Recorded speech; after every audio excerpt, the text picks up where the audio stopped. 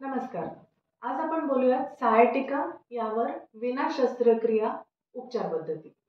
तर सायटिका म्हणजे कंबरदुखी जी पायात किंवा बटक रिजनमध्ये जाते, त्याला सायटिका म्हणतात. याची अनेक कारणं असतात, जसे की स्लिप डिस्क एक कारण असू शकतं. दोन मणक्यांच्या मधले जे जॉइंट्स असतात, त्याला सूज आलेली किंवा त्याचं घर्षण झाल्यामुळे दुखू शकतं.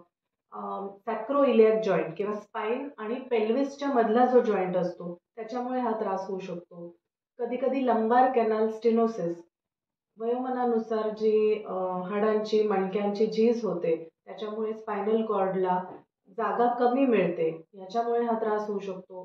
पायरिफॉर्मिस सिंड्रोम म्हणजेच आपल्या बटक रिजनमध्ये काही स्नायू असतात त्यांच्या टाईटनेसमुळे देखील हा त्रास होऊ शकतो. तर सायटिकाची अनेक कारणं आहेत, पण ह्याच्यावर नेहमीच ऑपरेशनच करावं लागतं का? नाही.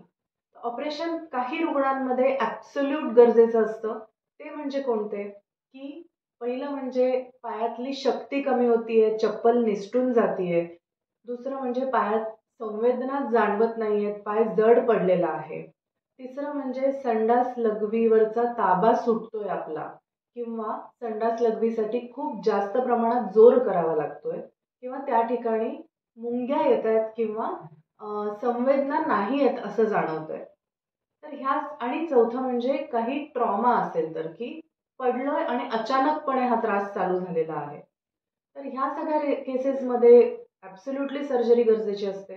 पण आजकाल बैठ्या जीवनशैलीमुळे जे काही कंबरदुखी आणि सायटिकाचे त्रास आलेले आहेत, यांच्या केसमध्ये नेहमीच ऑपरेशन लागतं असं नाही.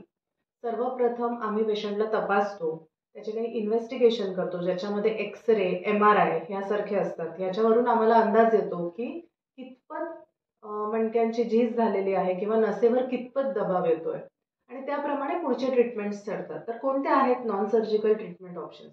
तर सगळ्यात आधी रेडिओ फ्रिक्वेन्सी ॲब्लेशन. जी नस दबली जाती आहे किंवा इरिटेट होतीये, तिथे आपण एक रेडिओ फ्रिक्वेन्सीची विशिष्ट निडी टाकून त्याची ट्रीटमेंट देतो. त्याच्याने नर्व्ह इरिटेशन कमी होतं आणि नर्व्ह कंडक्शन नॉर्मलाइज व्हायला मदत होते. दुसरं म्हणजे एपिड्युरोप्लास्टी.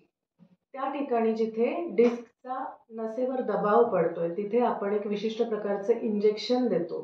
हे इंजेक्शन स्टिरॉइडचं असतं, पण हे स्टिरॉइड वेगळ्या प्रकारचे स्टिरॉइड असतात जे पावडर फॉर्ममधले असतात. ते तिथल्या तिथे लोकलाइज होतात आणि तिथेच ॲक्ट करतात.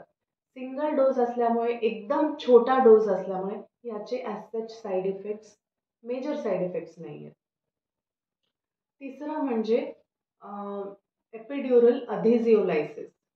आपण थोड्याशा खालच्या मणक्यांमध्ये जेव्हा हा दबाव असतो, तेव्हा तिथे आपण एक इंजेक्शन देतो आणि जे काही नसांवर दबाव पडतोय, तिथे जे अधेशन्स झालेले आहेत, म्हणजे काही टिश्यू निर्माण झालेला असतो, ज्याच्याने तो दबाव पडतोय नसांवर, ते आपण ते अधेशन्स कमी करण्यासाठी एक विशिष्ट प्रकारचं इंजेक्शन देतो. स्पाइन सर्जरी नंतरचं जे दुखणं असतं, त्याच्यानंतरचा जो सायटिका असतो, त्याच्यासाठी देखील हे सगळे ट्रीटमेंट ऑप्शन्स युजफुल आहेत. ॲडव्हान्स ट्रीटमेंट ऑप्शन्स असतात, जसं की स्पायनल कॉर्ड स्टिम्युलेटर, इंट्राथिकल पंप. तर आता ह्या व्हिडिओद्वारा मला हेच सांगायचं आहे की सायटिका पेनसाठी खूप सारे non surgical treatment options available आहेत आणि ह्याच्याबद्दल तुम्हाला अजून माहिती हवी असेल तर आम्हाला कॉमेंट सेक्शनमध्ये विचारा किंवा तुमचे एम-आर-आयचे रिपोर्ट आम्हाला आमच्या व्हॉट्सॲप नंबरवर पाठवून आमच्याशी संपर्क साधा. धन्यवाद.